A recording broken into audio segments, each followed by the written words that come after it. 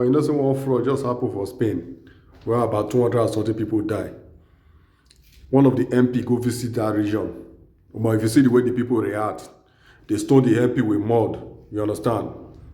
They stone them. You understand? Security there around that. They say they don't care. They stone them. Which I try to talk, we say, I know they instigate violence, so you understand. But the love for the man high, the feeling for the man, when you see the love you get for a people, you will see the feeling for a body. Security not say me that they shoot anyhow or me that they attack the citizen. You get me? I'm not encouraging violence, so violence is not the solution. But we try to talk to say, if now our country now, you will see innocent people for don't die, just the guy they shoot anyhow, those police. But you can see the love for the MP. As they stone am with mud, you not care, you see the pain for a heart. I beg our politician wanna learn from these people.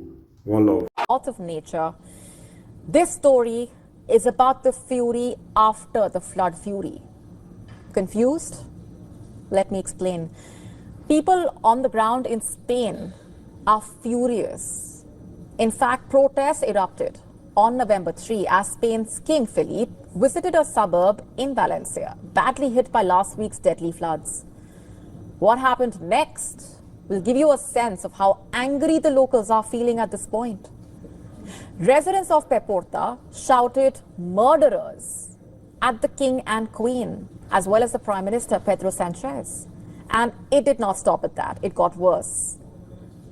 People reportedly hurled mud and other objects at them, expressing their anger over what they believe was poor handling by the authorities of last Tuesday's storm and flooding.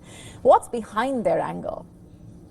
This will give you that answer. A young man told Felipe, I'm quoting, "It was known and nobody did anything to avoid it," quote unquote.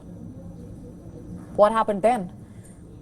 Well, despite the chaos and the angry scenes, the king stayed to speak with the people. While the prime minister withdrew, he was seen hugging some residents and at one point had a man crying on his shoulder. Like I said, this tells you about what the locals are going through, their plight, their frustration, their anger.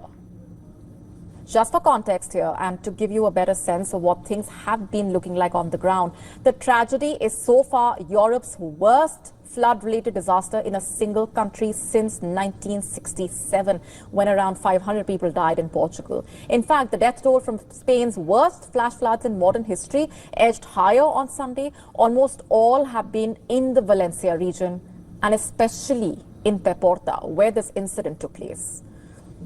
But it's still expected to rise, with dozens of people still unaccounted for. While some 3,000 households remained without power, residents are furious at the authorities, accusing them of sending late warnings about the dangers of the storm and the floods. Not just that, they also say emergency services responded slowly after disaster struck.